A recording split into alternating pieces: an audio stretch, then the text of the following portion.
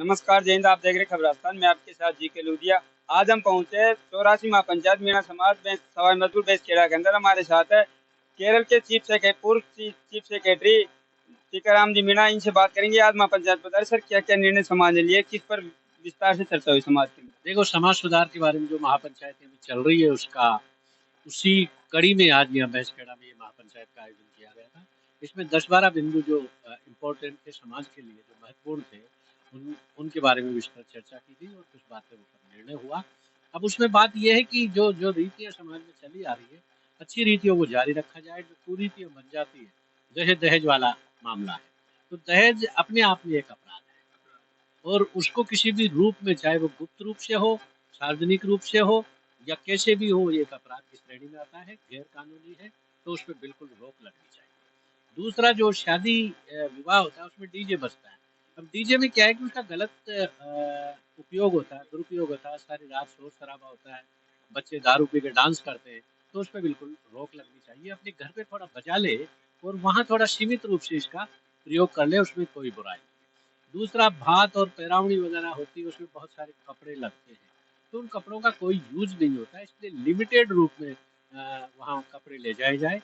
दूसरा, लड़के और लड़की को जहाँ तक देखने और दिखाने का प्रश्न है, उसमें ज़्यादा भीड़ ना हो। एक दो परिवार से लड़की की तरफ से हो, एक दो लड़की की तरफ से हो।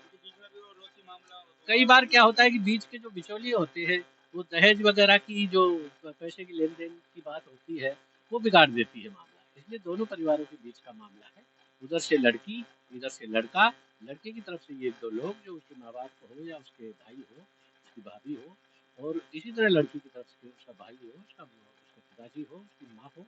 ये पारिवारिक मामला है, इसमें समाज जब आता है आगे, जब दोनों परिवारों के बीच में बिगड़ जाती हो, कोई बिचौलिया पड़ के दोनों को गुमराह करता है। एक और जो नुक्ता प्रथा पहले से भी बंद हो रही थी, वो उसमें बिल्कुल रोक लगाने का निर्णय किया गया, क्योंकि नुक्ता प्रथा तो वैसे भी कानूनी अपराध है, तो ये फिजूल खर्ची है। यहाँ जो पैसा खर्च होता है वो शिक्षा पे, बच्चों की शिक्षा पे उसको लगाया जाना चाहिए। दूसरा, जो नशाखोरी की बहुत ही गंभीर समस्या भी समाज में, युवाओं में फैल रही है, उसमें बिल्कुल रोक लगनी चाहिए और ऐसे बच्चों को मतलब सुधारने के लिए उनको उन पे प्रतिबंध लगाया जाना चाहिए। पुलिस में भी उनके खिलाफ शिकायत की जा सकती है और पुलिस ऐसे मामलों में सख्ती से, कानून के हिसाब से उनके खिलाफ कार्रवाई करे।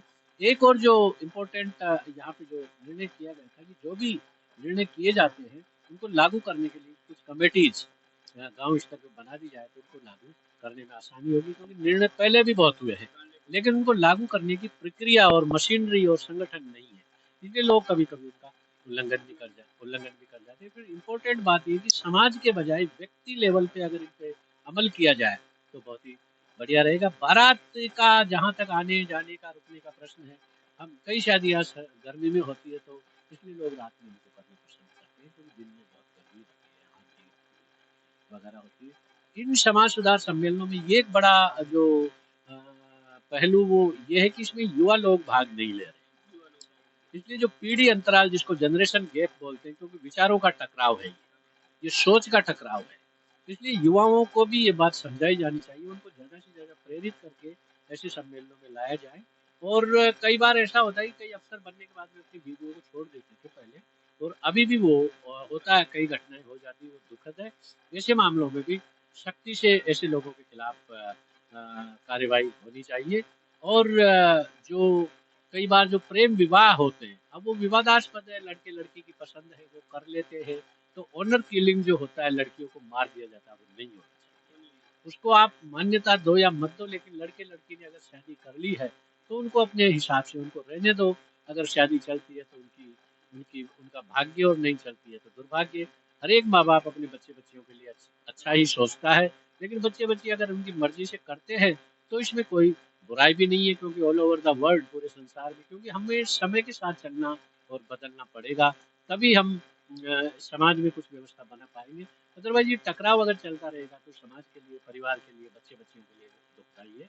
इसलिए बच्चे बच्चियों को ज़्यादा से ज़्यादा, मैं तो यही चाहूँगा, वो सभी चाहते हैं, माँ बाप की सबकी इच्छा से हो, माँ बाप भी बच्चों का भलाई चाहते हैं, लेकिन बच्चे बच्ची अगर कर लेते हैं उनकी पसंद से, तो फिर उससे ज़्यादा उसको एक बड़ा इशू नहीं बनाना चाहिए। ये है।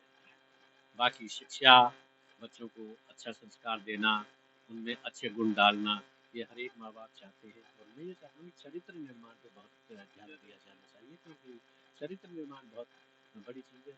फिर देश में क्या है कि नैतिक मूल्यों का बहुत पतन हो रहा है, इसलिए संस्कारवान आदर्श नागरिक हमारे समाज में बने, किसी भी जाति में, किसी भी समुदाय में। ये कोई मीणा समाज की बात नहीं है। कोई भी जो समाज का निर्माण एक जाति से नहीं होता, समाज बहुत बड़ा होता है। मीणा जाति, गुर्जर जाति, जाट जाति, ब्राह्मण जाति, जागीर जाति, बनिया जाति, मुसलमान जाति, ये समुदाय है। इन समुदायों से मिलकर समाज बनता है, बहुत बड़ा है। समाज में सभी होते हैं, बनिया भी होते हैं, ब्राह्मण भी होते हैं, गुर्जर भी होते हैं, मीणा भी होते हैं, जागीर भी होते हैं, एससी होते हैं, एसटी होते हैं। ये समाज का रूप होता है। समाज एक ही नहीं, जाति का नहीं होता, जाति एक समुदाय होती है। इसलिए समाज में रहने की जो अच्छे संस्कार हैं, अच्छी परंपराएं हैं, हमारे भारत की संस्कृति और परंपरा तो वैसे ही महान है, उसको फॉलो करना, उस पर अमल करना, उसके बारे में जानकारी देना।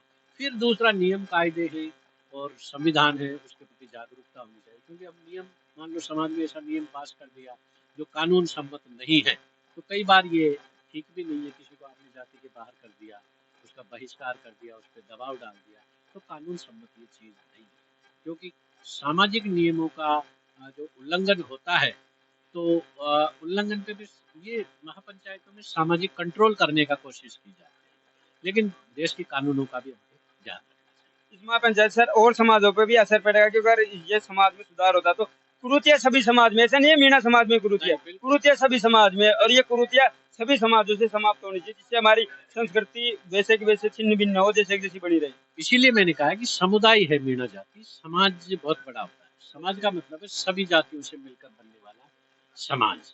इसलिए सभी जातियों में इसका असर होगा। सभी जातियों को मैं तो कहता हूँ कि ये जो बुराइयां हैं कमोबेश सभी जातियों में, उनको सभी को इस पर ध्यान देना चाहिए। धन्यवाद। कब राजस्थान से सीखने वाले सब दर्शकों को धन्यवाद। अगर हमारी न्यूज आपको पसंद आती है तो चैनल को लाइक शेयर सब्सक्राइब अवश्य करें।